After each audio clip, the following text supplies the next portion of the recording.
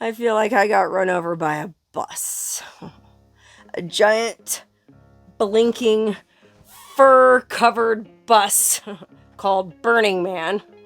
Even though I was bragging in my Burning Man video about how I didn't get COVID and how I didn't get monkeypox, well, apparently I got some kind of pox right after I left because, well, I felt fine when I left Burning Man. I actually was in a pretty good mood. I got everything packed up and I went straight to Fallon, Nevada to get a hotel room so that I could edit the video and get the video up in time, which I did. But that night, my sister texted me that she had COVID. My sister and her new boyfriend both had COVID. That's right. Development at the compound. My sister actually hooked up with my friend Dutch Eric, who you might remember from one of my videos, who he lives in his school bus, a really cool school bus that he made into like an RV. And he's been staying at our compound for months. Well, he was staying there in the spring and the winter. And him and my sister found they had more in common than just friends. And so now they're an item, and now they're an item with COVID. Anyway, it wasn't really a surprise because COVID was going around at Burning Man. I know of at least a few other people who caught it. And so when I saw this text message from my sister, even though I was feeling pretty good in Fallon, well, it started to get in the back of my mind like, oh, I do kind of feel sick. Oh, I have a cough. Oh, I have a fever. Oh, no. Anyway, I didn't have time to take a COVID test until, gosh, late that afternoon as I was on my way here. Where am I? I'm at my favorite hot spring in the East Sierra. Okay, one of my favorite hot springs. It might be my favorite hot spring in the Eastern Sierra. Either way, I'm here now, just sort of holed up in my little vintage travel trailer, trying to recover from whatever nasty bug it is that I caught. And I should note, it's not COVID as far as I know, because like I was saying, as soon as I got that text from my sister and finished editing and posting my video, I went to the Walgreens in Fallon and got a COVID test, and it came back negative, which was a relief because I really wanted to go soak in the hot spring here with my friends. I have a lot of friends that come to this hot spring, and I didn't want to pass COVID along to any of them. So the test came back negative, but golly, I still felt and still do feel like I got hit by a bus. I mean, if it ain't COVID, I don't know what it is, man. I have all the classic symptoms. Dry cough. I had a terrible fever the other night. Just really tired, achy, lots of unpleasant phlegm and mucus. But the COVID tests don't lie, and I actually took 2 of them, and they both came out negative. That's right. I took a test from the Walgreens in Fallon that I had to pay $10 for. I mean, I have like 50 COVID tests at home in Death Valley, but of course I forgot to bring any with me to Burning Man. Duh, that would have been a really good idea. But these other people that are camped here at the hot spring, this really cool couple from New York City that decided to sell everything and live out of this cargo trailer. Anyway, she gave me that box of government COVID tests, and there's one more in there. So I've already taken 2. They both came out negative, but golly, I'm still sick. I'm shooting this video on, oh gosh, hold on, I gotta check. Tuesday, September 13th. I came out here last Wednesday, so I've been up here a week. I've been sick the entire time. I think I should take the other COVID test that's in that box just to make sure. So anyway, I've just been laid up here in the beautiful Eastern Sierra Nevada mountains in my cozy little travel trailer, just trying to get well and also trying to clean up the mess of Burning Man. And that might be part of the reason why it's taking me so long to get well. The first few days I was here, I spent cleaning. It took me, oh God, I come up here to this hot spring every year after Burning Man. Or I should say I did come to this hot spring every year after Burning Man until Burning Man was canceled in 2020 and 2021. But I like coming up here after Burning Man because it's kind of on my way home. It's up in the mountains. It's cool, fresh mountain air, trees, gorgeous scenery, and a swiftly moving creek of ice-cold snowmelt, which is really good for taking cold plunges when you go to the hot spring, but also really good for cleaning out all your Burning Man gear. So when I first got here, me and my friend Terry, he was with me, We rode our bikes into the creek and cleaned all the dust off the bikes, and then I borrowed some WD-40 from another one of my camper neighbors down yonder, and I greased up my bike chain. I washed off this carpet, which if you watched my Burning Man video, you probably couldn't even see that it was a carpet or that it had a pattern on it because it was so covered in dust. Anyway, I cleaned all that off. I cleaned everything off. I detailed the interior of my car. I even cleaned out my toolbox because that dust up there at Burning Man, that fine, insidious white alkaline dust, it gets in everything. And so, well, it took me 3 friggin' days to get everything cleaned out, but now it's all clean as a whistle. My car, my toolbox, my bikes, my rug, and the inside of my trailer. Which, if you watched my Burning Man video, you might also remember how filthy it was in here. There was dust everywhere, but I cleaned it real good. Shook all the dust out of the carpet, shook all the dust out of the bedding, beat all the dust out of the pillows, and even shook the dust out of these pathetic curtains, which you can see they've seen better days. They were just bandanas, you know, like bandanas from Walmart, but the sun has been baking on them, well, first for 2 years in the driveway at my Vegas house and then in Death Valley. And so it's interesting, the sun just sort of ate away the paisley pattern. But anyway, I've just been hanging out here in the old vintage travel trailer, convalescing, relaxing, enjoying being up in the beautiful mountains. I mean, it gets chilly here at night, so I needed to use all my blankets, which was a huge treat after the hot misery of Burning Man. Burning Man was really hot this year. I think it got up to 105 degrees. Ugh. So I barely needed any blankets there. Here, I needed every dang blanket I have, and I loved every minute of it. But like I said, now it's Tuesday, September 13th. Burning Man was over 10 days ago or something. I don't know. I've been here long enough, and golly, I really should start thinking about going back to Death Valley. But this hot spring is so hard to leave. I mean, first of all, like I just discussed, it's absolutely beautiful up here. It's kind of windy today, but other than the wind, look at that. Gorgeous blue sky, fluffy white clouds, all these beautiful pine trees and these quaking aspens that are about to start turning yellow any day now. And then there's a beautiful bubbling hot spring down a trail next to the creek that way. And there's just a bunch of super cool people here. And it's like this every year. I've made videos at this hot spring before, you might remember. This is always a really hard place for me to leave. It's kind of, well, I would go so far as to call this one of my happy places. And it kind of feels like Never Neverland in a weird way. Because if you watched, oh gosh, I think it was in 2020, I went to the fake Burning Man that they were having up there, like just some rogue people. And on the way back from that, I stopped here and I made a video called Dharma Bum Rat Pack, where I was hanging out up here as usual with there's these really cool older guys that live in their vehicles. They're just, I mean, kind of like hobos, you would call them, except for they have homes on wheels. And they're just so nice. I mean, this one guy over there lives in a truck with a camper shell, and he's just the sweetest, gentlest soul, such a nice man. And then there's this guy who lives in an RV over there who is super interesting. First of all, his RV looks like just like a regular RV, little mini Winnie, nothing remarkable about it on the outside. He keeps it very spick and span and tidy. But on the inside, it's all black leather because he's a biker. He tows a really nice Harley Davidson bike in that cargo hauler and a dirt bike because he won't ride his Harley up here. He used to have a Harley that had better tires, I guess, and when I first met him, he actually took me for a ride one time into town. It was wild. But the bike he has now, the tires can't handle this dirt road, so unfortunately no Harley riding for me this time, although I am wearing the shirt for it. Somebody sent me this shirt at Burning Man, and I love it. Anyway, there's just really cool people camped over there, and then there's this couple over here that gave me the COVID test, and they're super good new friends. I mean, God, then the first day I got here, here's an example of how hard it is to leave this place. The first day me and my friend Terry got here, this woman that I know from online, like we've been following each other online but had never met in person, she showed up at my camp first thing in the morning with a bottle of champagne, and it was French champagne in an ice bucket with raspberries and orange juice.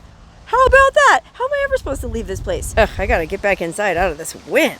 I guess the wind is better than the rain that we had yesterday. Yesterday it poured rain all day. And well, it was kind of a bummer because I wanted to shoot this video yesterday actually, but I couldn't because of the rain. And unfortunately, my cute little vintage travel trailer does have a leak somewhere out here, and I can't for the life of me figure out where.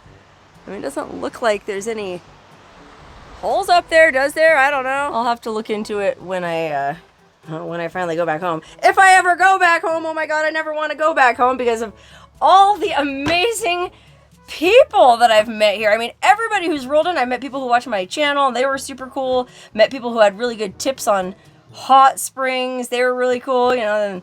And Moxie brought me the champagne.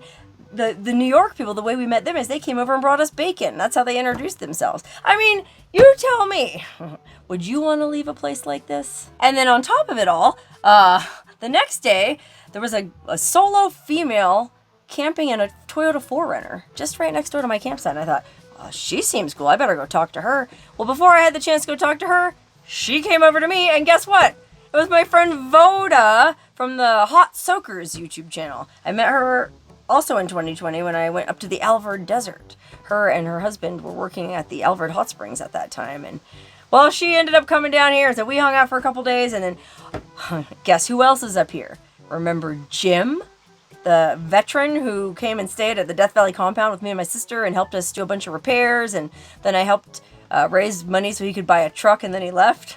Well, he came up here. He works as a campground host every summer up here, and so he's just right up the road, and he's already come by a bunch of times, and he brought me avocados, and he brought me instant coffee when I ran out of decaf. If it wasn't for this dang pox I have, this would be paradise. Oh yeah, and then the other day, I think I might have mentioned this in another video I made up here, there's like a dude ranch just up the way, I think just past Jim's campground, and people pay a pretty penny to go play cowboy, and so the other morning they all came riding through, rounding up cattle, and well, I'll be honest, when the cows first came through, I wasn't very happy about it because, well, I had a really bad fever that night, like, oh man, you know how when you have a fever, you're kind of like, you don't sleep well, you're tossing and turning, and you're sort of hallucinating, and well, the cows came in that night, and so I kept hearing this right outside my trailer. I mean, in the middle of the night, I had to peek outside. And yeah, there was a big old cow standing right there, taking a big old crap. That's the downside here, is they let these cows come run all over the place and poop in the creek and poop in the hot spring. And, well, it was fun watching the dude ranchers come out and round them up, if only because it meant they were getting rid of the cows. And then another day, even cooler than that, this is also the same hot spring where I hiked up the mountains behind the hot spring and found those aspen trees with the tree carvings from the Basque shepherds. The Basque people, a lot of them are shepherds, and they bring their sheep up to these aspen groves in the summertime, and well, they get lonely and they carve these pornographic tree carvings, which oh my god, me and my friend Terry hiked up there a few years ago and found those when you're, well, anyway, the other day the Basque shepherds came through. I couldn't believe it. The New York couple called me. They go, hey, look at this. There was hundreds of sheep all over the hillside, and these two guys and one dog and one donkey herding them along, and it was really interesting to watch how they do it. Like, the one guy had an orange flag, he was flapping at them, and man, they were just clogging the road at one point. I mean, they were like, if you were trying to get somewhere, you weren't getting anywhere. You had to wait till all these sheep passed. It was wild. It was, well, I was gonna say it was pure Nevada, but we're in California. Actually, I learned a term the other day, because I never know whether to call myself a Californian or a Nevadan. I mean, I was born in California, but lived in Nevada for the bulk of my adult life, and so I consider myself both. Well, someone I met the other day said I should call myself a Cal-Nevan, which I love because I do spend a lot of time on the Cal-Neva borderlands, and that's exactly where our Death Valley compound is. Anyway, this whole Basque shepherd scene was pure Cal-Neva. Anyway, so you can see why this is such a hard place to leave. It seems like every time I come up here, there's just really interesting people up here and interesting things, and it just has this pull on you. And then the fact that this Dharma bum rat pack, all these dudes are just living up here, and they're kind of like the lost boys from Peter Pan, which is why this place reminds me of Never Never Land, and which is why I never, never, ever, ever want to go back to Death Valley, especially because it's 150,000 degrees in Death Valley still. I mean, I told my sister, well, my original plan was I was going to go home Sunday. My friend Terry left Saturday, so well, I was going to stay one extra day. But then I thought, oh golly, it's so hot in Death Valley and it's so nice up here. And to be honest, I'm still not really feeling 100%. I didn't feel like hitching up and everything, so I thought, I'll just stay up here and edit my videos. The only downside is there's no internet up here. Well, there's no cell signal at all at this hot spring. Although there is a guy camped across the way there who has Starlink.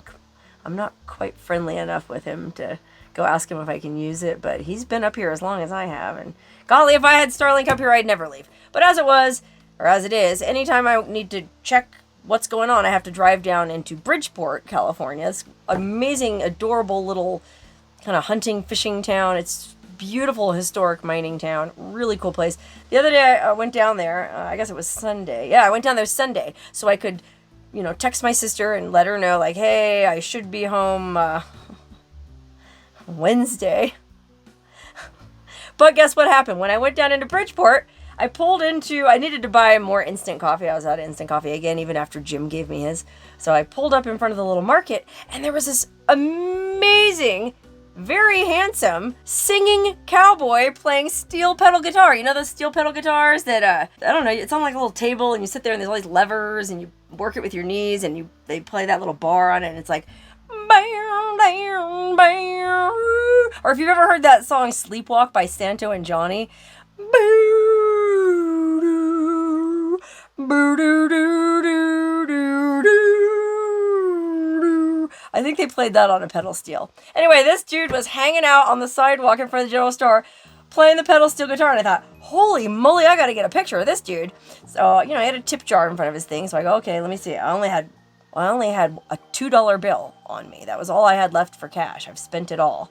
But it's my lucky $2 bill. So I thought, I'm going to give this cowboy my lucky $2 bill. So I got out of the car and headed over to put the $2 bill in his tip jar.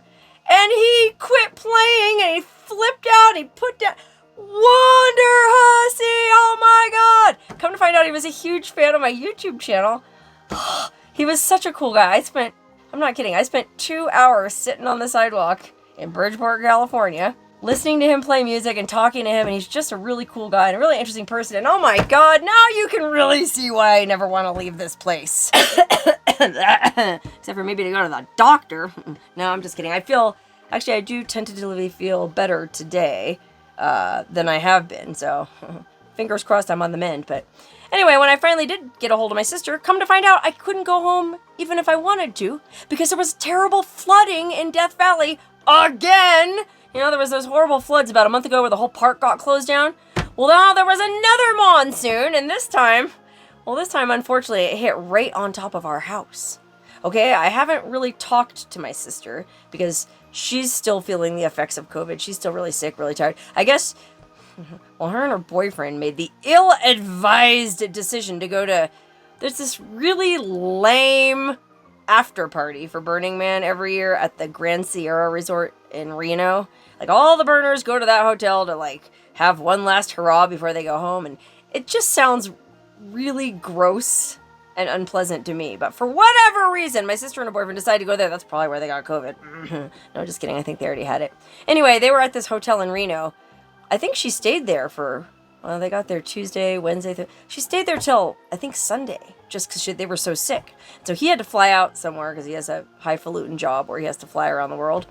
And she drove back down to Death Valley. And she got back down to our little neck of the woods Sunday evening, only to find that the roads were totally washed out. She couldn't even get to the compound. She actually had to go get a hotel room in Pahrump for the night. I gotta put this phone down. My arm's getting tired. I told you I'm weak. I'm still really tired from this, whatever it is, if it isn't COVID. Anyway, yeah, my sister couldn't even get into the house.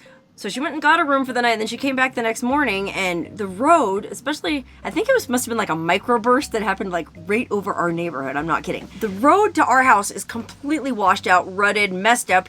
She has a 4Runner, so she was able to get up the road, and then our driveway was totally washed out. You know, we have a pretty steep driveway up the hill. She was able to get up there, open the door. She said the front, the living room carpet was soggy.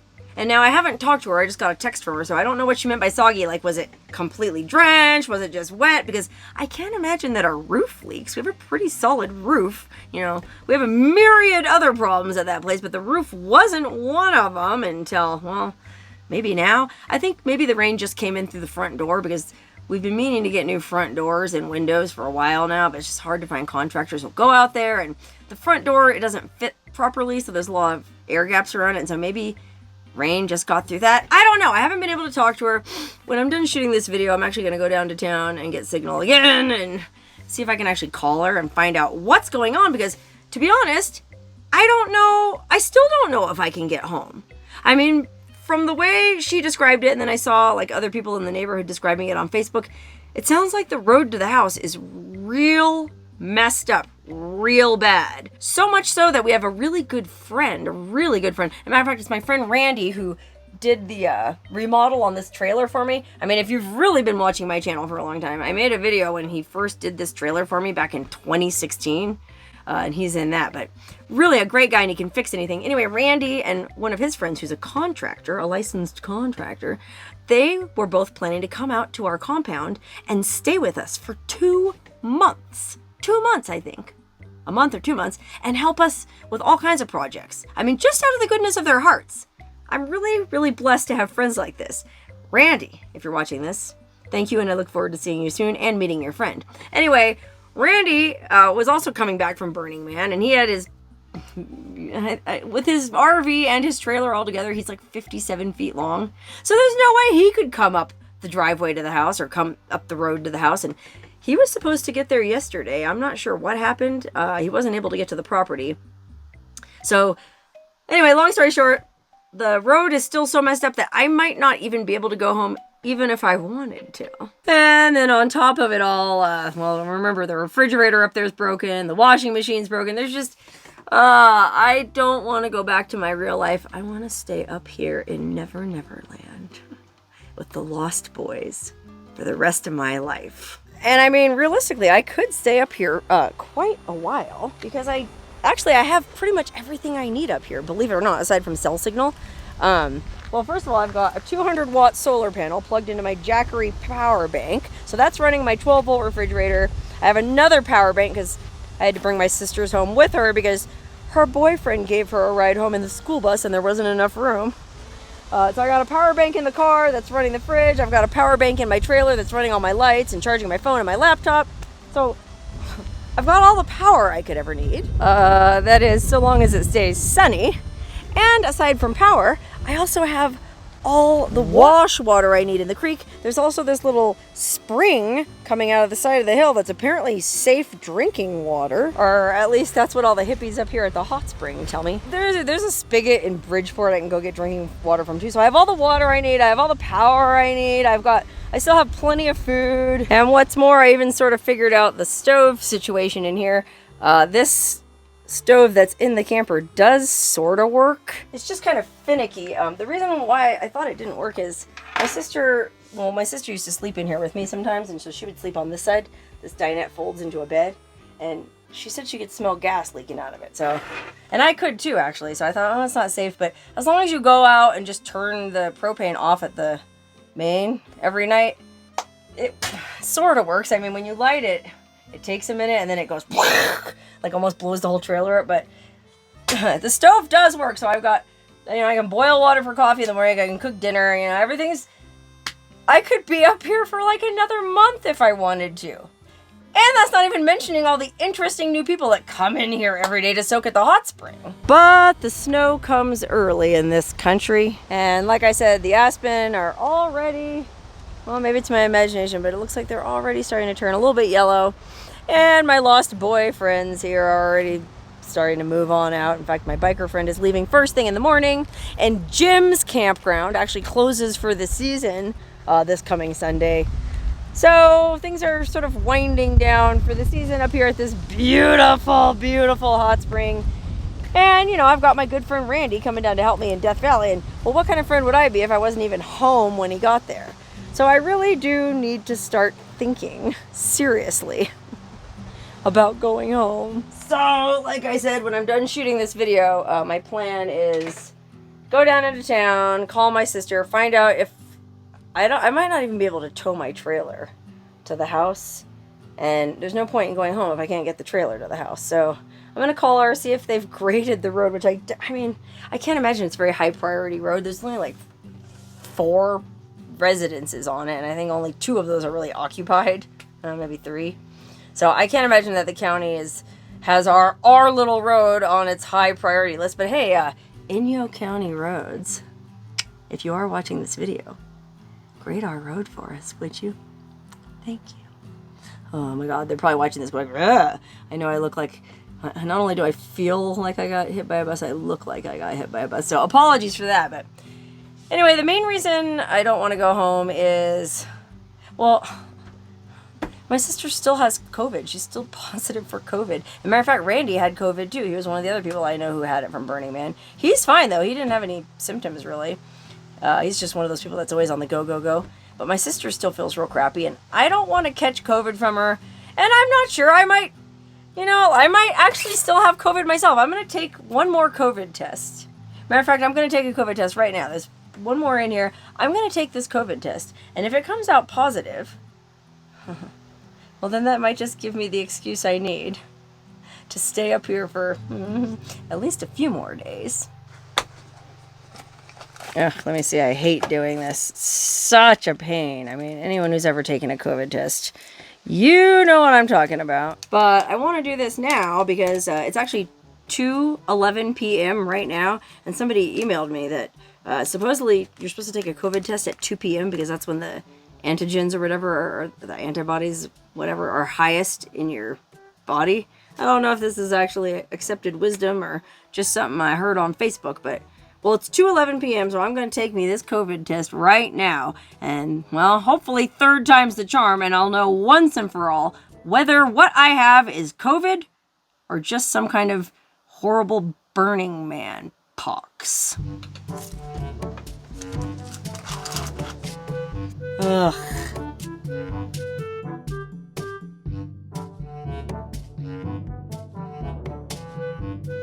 One, 2, 3. There. Okay. I just set a timer for 15 minutes. I guess we'll find out now, once and for all, whether I have COVID or not. Dun da da! Looks like a negative to me. And they say you're supposed to look real close because it could be very faint. But as close as I look, I don't see any line by the T, so guess that means I don't have COVID after all. And yes, I'm well aware of the fact that I'm wearing a ridiculous jacket, but I wasn't expecting to be up here in such cold weather, and all I have with me is my Burning Man clothes, so I had to get dressed to go into town, and this is the warmest coat I have. All right, well, that settles it. 3rd time's the charm. I'm going to go ahead and call myself COVID negative for sure. Now, do I want to go down to Death Valley to that COVID hotbed? Not so much. Do I want to go back down to Death Valley to the heat hotbed? Not so much. Do I want to go back to Death Valley and have to face all my problems?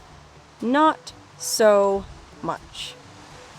But I know I have responsibilities, and so I'll do whatever it takes, and I do feel a lot better today, and I'm sure after a good night's sleep tonight, well, I was sort of planning to leave in the morning. But let me go call my sister and see what she has to say about the road conditions.